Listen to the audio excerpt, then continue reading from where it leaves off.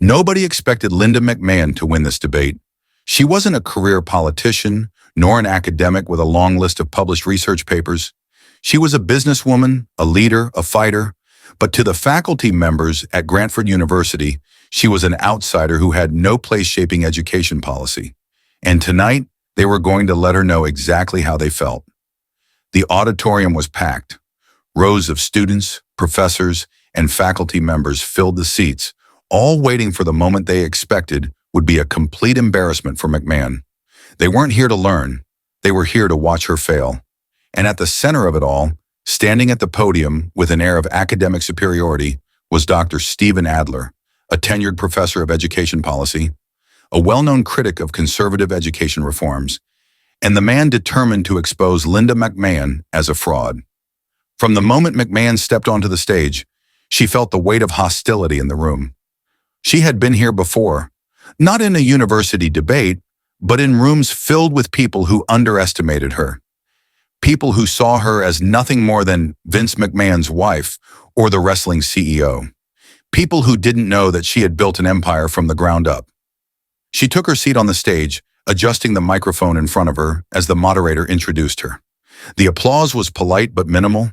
Then the introduction for Dr.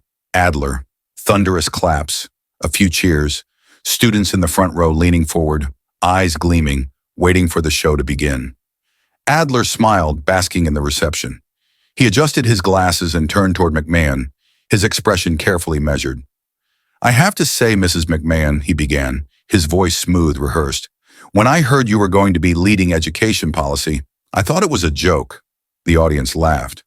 McMahon smiled slightly but said nothing. Adler continued, "I mean, let's be honest. You ran WWE. You built a wrestling company, an entertainment empire, a business centered around scripted fights, over-the-top characters, and, let's be honest, a fair amount of lowbrow content. What exactly qualifies you to make decisions about the future of our education system?" The audience clapped again, not because it was a particularly brilliant question, but because they were enjoying watching him set the trap. McMahon adjusted her mic. She could destroy him right now, but instead she leaned back slightly. "I appreciate the question, Dr. Adler," she said calmly. "I just have one in return." Adler smirked, folding his hands in front of him. "Of course." McMahon's expression didn't change. "How many jobs have you created?" The room stilled slightly.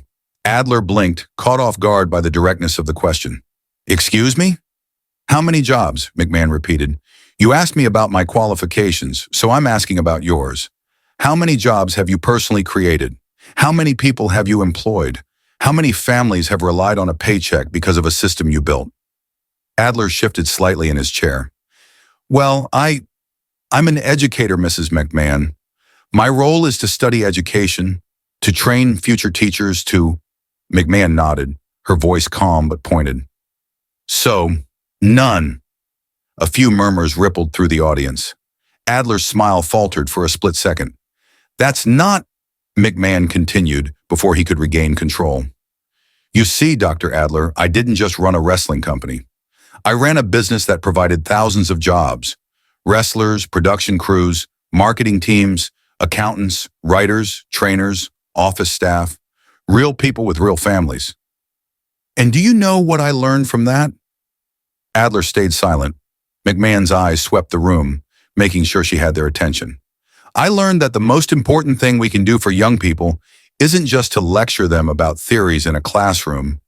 It's to prepare them for the real world." More murmurs. Some of the students were nodding slightly, as if they weren't expecting this kind of answer. Adler wasn't laughing anymore, but he wasn't done. He straightened his shoulders, shifting back into attack mode. "All right," he said smoothly. "So let's talk about the real world, Mrs. McMahon, because in the real world, public education is underfunded. Teachers are underpaid. Schools are struggling, and your policies," he made a show of pulling a sheet of paper from the table, "are focused on cutting government oversight, expanding charter schools, and promoting private sector involvement in education. To me, that sounds less like helping students and more like helping corporations." Applause. He turned slightly, as if addressing the audience now. "So let's ask the real question. Who is Linda McMahon really working for? This time the applause was louder. McMahon waited. She let the moment breathe, let Adler feel the brief high of the crowd's approval. Then she leaned in slightly. "You said schools are underfunded," she said, "that teachers are underpaid, that education is struggling. And who has been running that system for the last 50 years? The room quieted again. McMahon didn't raise her voice. She didn't need to. "The government has controlled the education system for decades," she continued. "The system you're defending, the one you've spent your career studying, is the same system that has failed millions of students."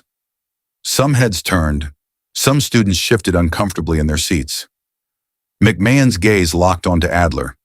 "So tell me, Dr. Adler, if your way works so well, why is everything still broken?"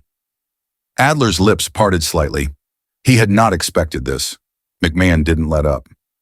"You say I'm trying to help corporations, that I'm trying to bring private sector accountability to education. You're right, I am. Because unlike career bureaucrats who sit in offices and write policy papers, businesses have to deliver results." Her voice stayed measured, controlled. "If a company fails, it doesn't get another bailout. If a business can't provide what customers need, it collapses. But government?" She let out a quiet chuckle. "Government fails students for years, and people like you just write another study about it." A few students in the audience actually clapped. McMahon glanced around the room. "The real question isn't whether I'm qualified. The real question is, why do we keep letting the same people fail our kids?" Adler had no response. The room was silent. The same students who had walked into this auditorium expecting Linda McMahon to be humiliated were now looking at each other, as if questioning everything they had been told. And as McMahon sat back in her chair, completely unfazed, one thing was clear. Dr. Stephen Adler wasn't in control of this debate anymore. The silence in the auditorium was deafening. Dr. Stephen Adler, the tenured professor who had walked into this debate thinking he would destroy Linda McMahon, suddenly found himself exposed.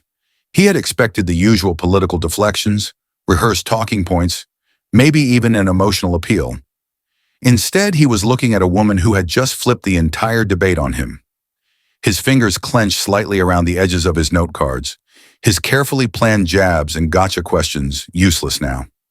He cleared his throat, trying to regain control. "Mrs. McMahon, I find it interesting that you blame the education system itself rather than acknowledging the real problem, the lack of funding. Our schools are suffering because the government doesn't invest in them properly. You say the system has failed students, but maybe the truth is that people like you are undercutting it by shifting resources toward charter schools and private institutions." A few scattered claps. It wasn't as strong as before. McMahon didn't even blink. She leaned forward slightly, her expression still composed, her voice calm. "Tell me, Dr. Adler, how much do we currently spend per student in public schools?" Adler hesitated. The question had caught him off guard. "Well, He glanced down at his notes, flipping through papers as if the answer were buried somewhere. McMahon waited. She didn't rush him. She let the uncomfortable silence stretch. Finally, Adler muttered, "It varies by state." McMahon nodded. "It does, but on average, it's about $15,000 per student. Some districts spend even more, and yet literacy rates are dropping. Math and science scores are falling behind other countries. Schools are failing, not because they don't have money, but because they don't have accountability." More murmurs from the crowd. McMahon wasn't done. "You talk about funding," she continued, her voice unwavering, "but what about results? If money alone fixed education, then why is it that some of the best schools in the world, private, charter, and homeschooling systems, often run on less funding per student than public schools? The answer is simple. Because they are forced to be efficient and effective." Adler tried to cut in. "That's a flawed comparison. Private institutions can pick and choose their students." McMahon held up a hand. "And public schools can't? Then explain to me why thousands of students, particularly low-income students, are stuck in failing schools with no way out. Why do teachers' unions fight against school choice when it's what parents, especially minority parents, are demanding?" More murmurs. A few heads turned. Some students looked genuinely uncomfortable. Adler forced a smile, though his confidence was slipping. School choice is a talking point used by conservatives to undermine public education. The reality is, most students don't have access to elite private schools, and shifting public funds to private entities only weakens the system further. McMahon nodded slowly, as if she had expected this answer. Then she leaned forward slightly. "Let's talk about choice, Dr. Adler." Adler stiffened.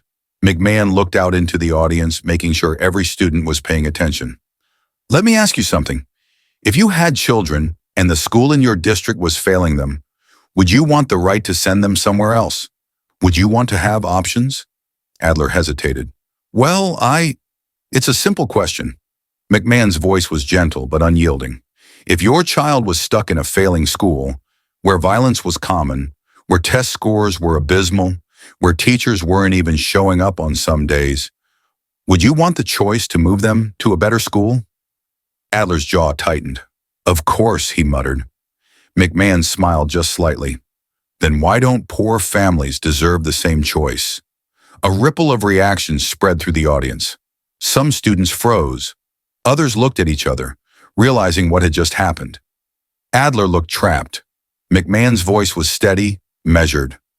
"The truth is, people like you fight against school choice not because it's bad for students, but because it's bad for your control. If parents are given the right to choose, they might decide they don't want their children trapped in a broken system. And if too many students leave, suddenly your system is exposed." A few audible gasps. McMahon wasn't done. "You say we need to fund education, but the truth is, we've done that for years. We've poured billions into the system, and the results keep getting worse. You don't fix a broken machine by pouring more fuel into it. You fix it by changing the way it works." More students nodded now. Some were looking at Adler, expecting him to fire back. But Adler? He was silent. His earlier confidence was gone. He had walked onto this stage thinking he was going to humiliate Linda McMahon. Instead, he was the one looking like he didn't belong. The moderator, sensing the shift in the room, quickly spoke up. "Let's move on to the next question." But McMahon wasn't finished yet. She turned toward Adler one last time. "You asked me earlier if I was qualified," she said. Adler swallowed. McMahon tilted her head slightly. "If being qualified means defending a failing system while ignoring the people it hurts most, then no, Dr. Adler. I guess I'm not qualified at all." And with that, she leaned back in her chair, completely unfazed.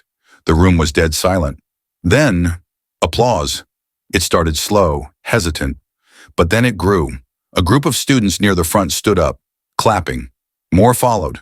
Soon, half the auditorium was on its feet, clapping louder, some even cheering. Adler sat there stunned, his mouth slightly open. He had lost, not just the debate, the entire room. As the applause continued, Linda McMahon simply folded her hands in her lap and gave a polite, knowing nod. She had seen this before. And just like in business, just like in politics, results speak louder than credentials. Don't forget to like and subscribe for more stories that inspire and challenge us to grow. What would you have done if you were in her shoes? Let us know in the comments below.